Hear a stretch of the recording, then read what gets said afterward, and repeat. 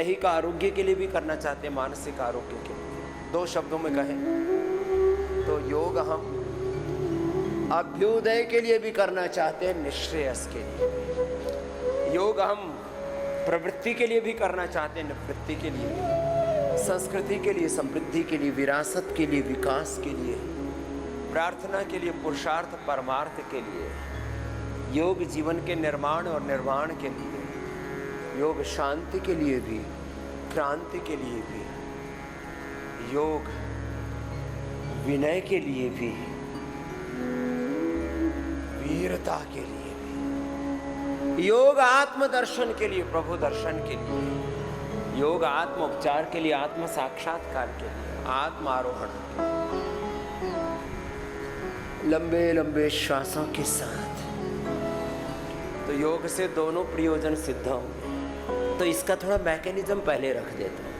योग करते करते हमें ये जानने की जरूरत नहीं पड़ती कि योग से क्या होता है, वो सब हो जाता है। यो एवं वेद स एवं भवति। योग खुद बोलता है। क्या बोला? जोर से बोलो। योग खुद बोलता है, हमारे आचरण से, हमारे जीवन से, हमारे आहार में, विचार में, वाणी में, व्यवहार में, स्वभाव में, चित्त में, चेतना में, पूरे अस्तित्व से योग अभिव्यक्त होता है। योग खुद बोलता है, योगी का जीवन बोलता है। अपने अपने अभ्यास ऐसे कर लेना। तो योग करने से एपोप्टोसिस अच्छा हो जाता है, इसलिए मोटापा अच्छा हो जाता है, इसलिए कैंसर अच्छा हो जाता है।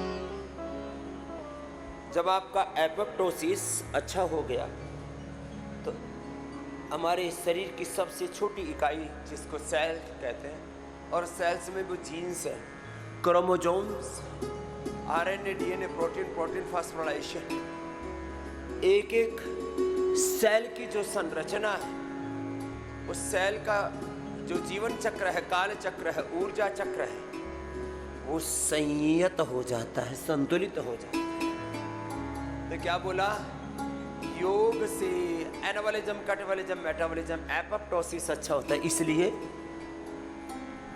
मोटापा से लेकर के कैंसर और सब रोग अपने आप ही ठीक हो जाते हैं जब शरीर एक अनुशासन में चलता है। इसलिए पहला योग सूत्री क्या है? बोलो, अथ योगानुशासनम। बोलो, अथ योगानुशासनम। जोर से बोलो, अथ योगानुशासनम। हमारा शरीर, हमारी इंद्रियां, हमारा मन, हमारी बुद्धि, हमारी चित्त चेतना, आत्मा, हमारा पूरा जीवन, हमारा आहार, विचार, वाणी, व्यवहार, स्वभाव, संबंध, पूरा चरित्र एक अनुशासन में ढल जाता है। ये है योग की महिमा। अब इसका विस्तार है सारा जो अब हम कहेंगे। योग से एनाबॉलिज्म, कैटाबॉलिज्म, पित्त कफ त्रिदोष, एपोप्टोसिस अच्छा हो जाता है। फिर त्रिदोष और त्रिदोष जन्य सब रोग, मोटापा और मोटापा जनित सब रोग, कैंसर और कैंसर के complications, BP, sugar, thyroid, cholesterol, इनके कॉम्प्लिकेशंस सब अच्छे हो जाएंगे ना। लीवर, किडनी फेलियर, सारे वाइटल ऑर्गन्स सब अच्छे हो जाएंगे। केवल योग से सारे रोग ठीक हो जाते। केवल आयुर्वेद से हमने सारे रोग ठीक किए। सारी बीमारियां, liver, kidney, heart failure, cancer, वात, पित्त, कफ, त्रिदोष, ओबेसिटी, सब बीमारियां हमने एनिमल मॉडल में इंड्यूस करके और फिर उनको रोग मुक्त कर दिया। सिंथेटिक दवाओं से ज़्यादा आयुर्वेद की दवाएं कैसे इफेक्टिव हैं बिना किसी साइड इफेक्ट के। इससे ज़्यादा और क्या चाहिए? 8 से 28 ग्राम्स की डोज दी और फिर टॉक्सिकोलॉजी की, उनकी पूरी फार्माकोलॉजी की, सब कुछ आपको रोज बताते हैं यहाँ से। केवल योग से, केवल आयुर्वेद से, पंचकर्मा षटकर्मा की, नेचुरोपैथी की जो एक एक प्रक्रिया है शुद्धिकरण और सशक्तिकरण की, आत्मानुशासन की, उस शुद्धिकरण और सशक्तिकरण की प्रक्रियाओं के द्वारा केवल पंचकर्मा षटकर्मा से याद रखना, केवल उपासना से, केवल उपवास से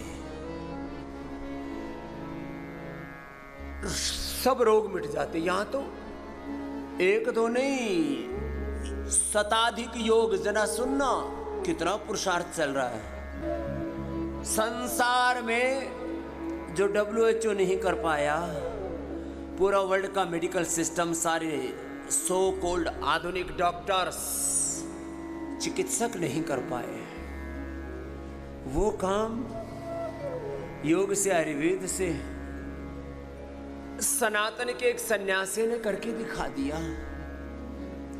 बात स्वास्थ्य की हो, बात शिक्षा की हो, बात चिकित्सा की हो, बात समृद्धि की हो, सफलता की हो, विजय की हो, बात जीवन के उत्कर्ष की हो, संघर्ष की हो, विजय की हो, पतंजलि एक प्रेरणा है सबके लिए। इसके पीछे जो सनातन शाश्वत सत्य हैं, उनका उत्कर्ष आप यहां सहज रूप में उनका मूर्त रूप देखते हैं, प्रत्यक्ष विग्रह देखते हैं। सनातन से क्या होता है, रोग तो मिटते ही हैं। अपने अपने अभ्यास, भुजंगासन, शलभासन आदि सहज रूप से कर लो। रोगों के ऊपर और विस्तार से चर्चा करेंगे। केवल ये रोगों के बारे में अटके रहना, ये तो बहुत छोटी सी बात है। Disease free life, this is the initial benefit of योग। ये तो योग की पहली सीढ़ी है। जरा योग का आरोहण पाओ, गीता का अष्टादश योग, योग दर्शन का अष्टांग योग, साधन योग, साधन योग, समाधि योग, क्रिया योग और विभूति योग, प्रतिप्रसव योग, कैवल्य योग, क्या क्या नहीं घटित होता। सब कुछ होगा ना। जीवन सच में जीवन ही योग से बनेगा। बाकी तो बस ऐसे ही जीवन को ढो रहे हैं, उधेड़ बुन में, आपदापे में, ऐसे ही बस जीवन को जी रहे हैं। हमारे गुरु जी एक शब्द बार बार बोला करते थे, अब हमारी जुबान पर भी आ गया, कोई उल्टा पुल्टा करे ना तो मैंने कहा भैया क्या करें। अरे पगले, क्यों पागलपन कर रहा है। तो बात बात में गुरु जी बावला कहते थे, बावले बावले काम करता रहता है, वो हमारे मुख से भी निकल जाता। देखो वो बात तो जैसे परिवेश में हम पलते हैं, पढ़ते हैं, जीते हैं। मैंने कहा बावला तो बहुत से बावले हैं, यूँ कहेंगे क्या हाल है भाई, बस समय कट रहा है। अरे समय कहाँ कट रहा है, समय तुझे काट रहा है। समय कट नहीं रहा, क्या हो रहा है बोलो, समय तुम्हें काट रहा है। टुकड़े टुकड़े हो गए तुम्हारे, छिन्न भिन्न हुए, पूरे बर्बाद तबाह हुए पड़े हो, फिर भी कह रहे समय कट रहा है, समय कट रहा है। अरे तू कट रहा है, कटरा, कटरा कहते हैं पाडे को। पाडे ए पगले, समय नहीं कट रहा है, तू कट रहा है। खाना तू नहीं खा रहा, खाना तो को खा रहा है, तुझे खाना खा रहा है। तू मीठा नहीं खा रहा, मीठा तुझे खा रहा है। शुगर बढ़ गई, मोटापा बढ़ गया, कैंसर बढ़ गया, वात पित्त कफ त्रिदोष इन्फ्लेमेशन बढ़ गया है। नमक को तू नहीं खा रहा, नमक तुझे खा रहा है। तू मिर्ची मसाला नहीं खा रहा, लड्डू जलेबी इमरती गोलगप्पे बर्गर पिज्जा नहीं खा रहा, खाना तू नहीं खा रहा। क्या हो रहा है बोलो, खाना हमें खा रहा है, इसलिए यह उपवास करवाया जा रहा है। हिसाब किताब बराबर कर लो। सर्वांगासन, हलासन,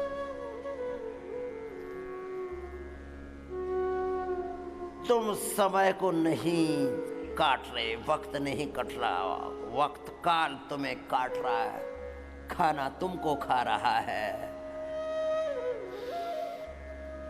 हमारे सामने कुछ भी आए खाने पीने की चीज, हम अपने मन को ललचाते नहीं।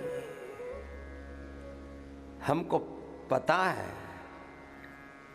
ये बादाम, अखरोट, काजू, किशमिश, मुनक्के, ये दूध, दही, ये दही बड़ा ने तुझे बड़ा बड़ा कर दिया, चारों तरफ फैला दिया। रायता सा बिखर गया, दही रायता तेरा खुद बिखरा पड़ा। कहते ना रायता सा बिखेर दिया। अरे बहुत देर में समझ में आई रायता बिखरना क्या है। बोला रायता फैला पड़ा है तो रायता बने। भोजन फैला पड़ा है तेरे पेट में, तेरी पीठ में, तेरे जीवन में रायता फैला पड़ा है तो खुद ही बिखरा बिखरा हुआ सा है। मेरे भाई अपने अपने अभ्यास करो। पवन मुक्तासन, उत्तान पादासन, नौकासन। समझ में तो आ जाती है, हंसी मजाक की बात नहीं है, बड़ी गहरी बात है।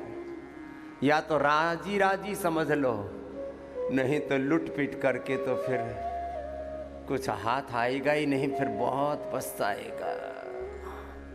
मैं बहुत घना दुख पाया, मेरे कुछ समझ में ना आया। अरे ये सब मेरे साथ क्या हादसा हो गया।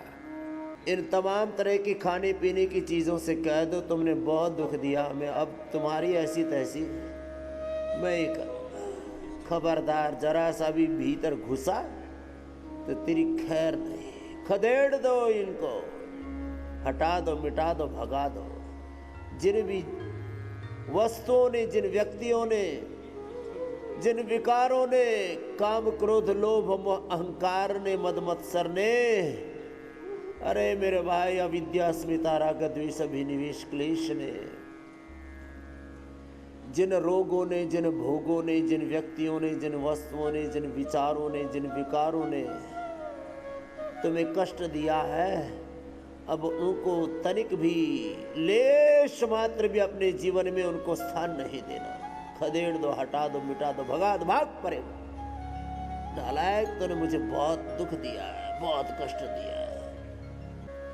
अपने योग धर्म में, अब चलो एक ही वाक्य में सारा सार है। अपने योग धर्म में, अपने स्वधर्म में, अपने आत्म धर्म में, अपने वेद धर्म, ऋषि ऋषिकाओं के धर्म में, अपने सनातन शाश्वत धर्म में, कुछ भी कहो, गुरु धर्म में डटे रहना। एक निष्ठ, गुरु निष्ठ, योग निष्ठ, वेद निष्ठ, सनातन निष्ठ, सत्य निष्ठ होकर के, ब्रह्मनिष्ठ होकर के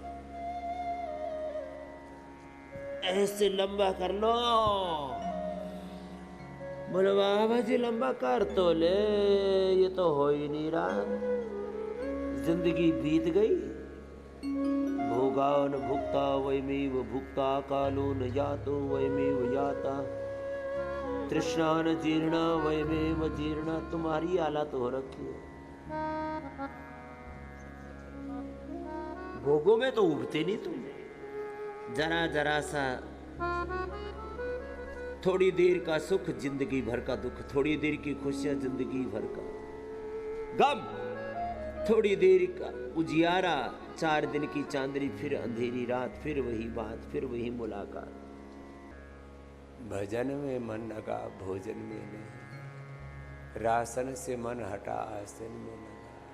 भोजन से मन हटा, भजन में लगा। गुरु भगवान में अपना चित्त लगा। कहाँ भोगों के पीछे पगलाया हुआ है। बोला हाँ बाबा जी, यहाँ की बात तो समझ में आ रही है। योग में ही सुख है, स्वास्थ्य है, शांति है, सच्ची समृद्धि है, दैवी संपदा है, सफलता है विचार। बाकी तो जीवन में एक वेग है, अलग अलग प्रकार का वेग है। उस वेग की पूर्ति के लिए लगे पड़े हैं, पगलाए हुए। देखो अब गौर से सुनो एक बात। जब सिंथेटिक दवाओं से ज़्यादा इफेक्टिव है तब जहर खाना जरूरी है? तो दो तरह से बातें कह रहा हूँ, एक तो वैज्ञानिकता और प्रामाणिकता के साथ, साइंटिफिक रिसर्च एविडेंस के साथ,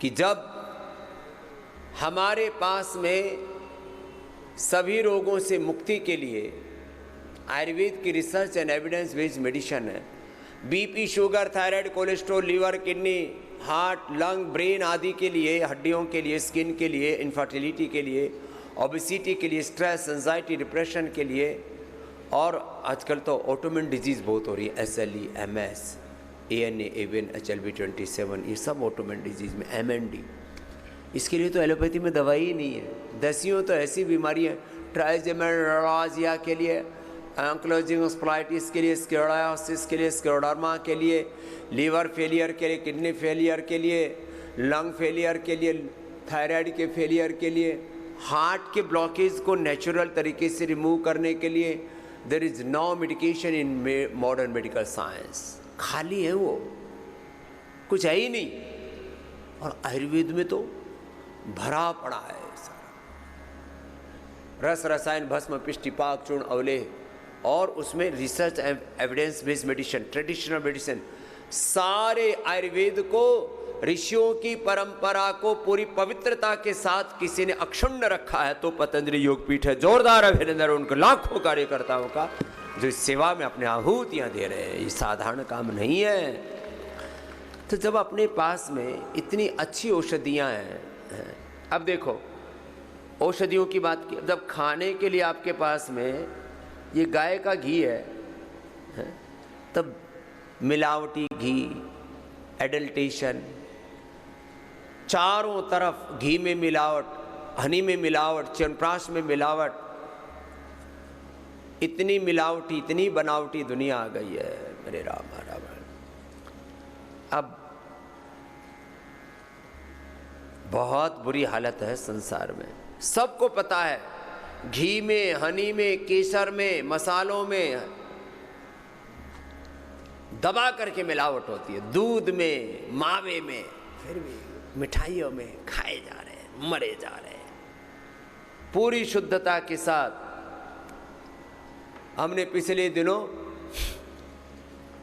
2-3 वाक्य कहे, देखो 10 विवाद तो पूरे झूठे लोगों ने खड़े किए, झूठ के बल पर। ये सारे के सारे षड्यंत्र किस, ये देखो हमने कहा भाई कि पतंजलि के गुलाब शरबत से लेकर के, आम पना से लेकर के, बेल शरबत से लेकर के, जो भी आप पतंजलि का खत शरबत कुछ भी लेते, पतंजलि का एक भी पैसा आपका आता है पतंजलि में तो उससे गुरुकुल बनता है, उससे आचार्य कुलम बनता, उससे विश्वविद्यालय बनता, उससे भारतीय शिक्षा बोर्ड आगे बढ़ता है, उससे भारतीय शिक्षा व्यवस्था आगे बढ़ती है, उससे भारतीय चिकित्सा व्यवस्था आगे बढ़ती है, उससे पतंजलि वेलनेस योगा ग्राम निरामयम का विस्तार होता है, उससे 10,000 पतंजलि के सेंटर चल रहे, 1 करोड़ लोग, 1 करोड़ पॉइंट से, 1 करोड़ स्टोर से हम 100 करोड़ से ज्यादा लोगों तक पहुंच रहे हैं। एक बार जोरदार अभिनंदन है। और ज्यादा प्रखरता की जरूरत है। अरे मेरे भाई बहनों, जब अपने साबुन, शैम्पू, टूथपेस्ट, केश कांति, दंत कांति, एलो कांति, एलोवेरा, नीम कांति, पंचगव्य कांति, जब एक नई क्रांति हो रखी है स्वदेशी की, एक बार जोरदार अभिनंदन है। 5 लाख से ज्यादा लोग इस सेवा में प्रत्यक्ष रूप से, 1 करोड़ से ज्यादा लोग इसमें सहयोग कर रहे हैं। स्वदेशी को आगे बढ़ाने में भी, योग को आगे बढ़ाने में भी। पतंजलि योग समिति, महिला पतंजलि योग समिति, भारत स्वाभिमान युवा भारत, हमरो स्वाभिमान आदि सारे कार्यकर्ताओं के लिए भी एक जोरदार अभिनंदन है। और ज्यादा आवश्यकता है इसकी। अभी तो कोई और विदेशी ताकतें, भारत विरोधी, योग आयुर्वेद विरोधी, सनातन विरोधी ताकतें रोज हमको ललकार रही हैं। हमने तो इसलिए कई बार भजन गाए, वीर धरा के जाग जरा, चित्कार कहाँ से आती है, इस देश की आन पे मिटने को भारत माँ तुझे बुलाती है। लुटे ही जा रहे हैं। हम कहते हैं देश का पैसा देश में रहे, और तुम्हारा देह भी अच्छा रहे, तुम्हारा देश भी अच्छा रहे, तुम्हारा तन भी अच्छा रहे, तुम्हारा धन भी ठीक काम में लगे, तुम्हारा वतन भी अच्छा रहे। साधु हम तो भाई देखो, हमें कुछ लेना देना नहीं है संसार से, कुछ लेना न देना, मगन रहना गुरु चरणों में, हरि चरणों में लिपट रहना, सबके उपकार की भावना से, उपचार की भावना से, कमाई नहीं भलाई की भावना से दुनिया के सबसे बड़े स्वदेशी आंदोलन का संचालन भी यहीं से हो रहा है। गौ माता की, भारत माता की और विविध तरह से सनातन धर्म की सेवा हो रही है। इसमें आप भी हाथ बटा रहे हो।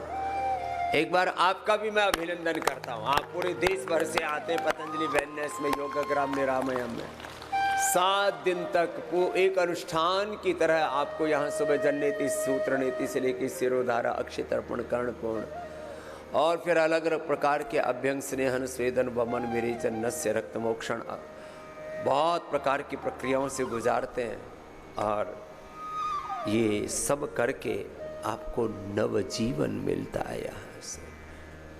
तो सब संकल्प लें कि हम स्वदेशी को अपनाएंगे, योग आयुर्वेद को अपनाएंगे। ये शिक्षा की गुलामी, चिकित्सा की गुलामी, आर्थिक वैचारिक सांस्कृतिक रोग भोगों की गुलामी खिलाने कुंठाओं से देश को उभारेंगे। इसके लिए देश भर में भी पतंजलि चिकित्सालय, आरोग्य केंद्र, इसके लिए यहाँ पर भी योगग्राम निरामयम, पतंजलि वेलनेस से लेकर के पूरे देश भर में इतना बड़ा विस्तार किया। इसके लिए कितना पुरुषार्थ लगा है। कई बार तो हमको ही नहीं समझ में आता भगवान ने सब करवा कैसे दिया है। हम तो निमित्त मात्र बने हुए, अपने आप को भगवान के हाथों में सौंप रखा है। वो जो करवा रहे, किए जा रहे हैं, आप बस इस राह पर चलते रहना। और चलते चलते ये सब करते कराते एक दिन खुद देखो कि अरे ये तो जीवन बदल गया।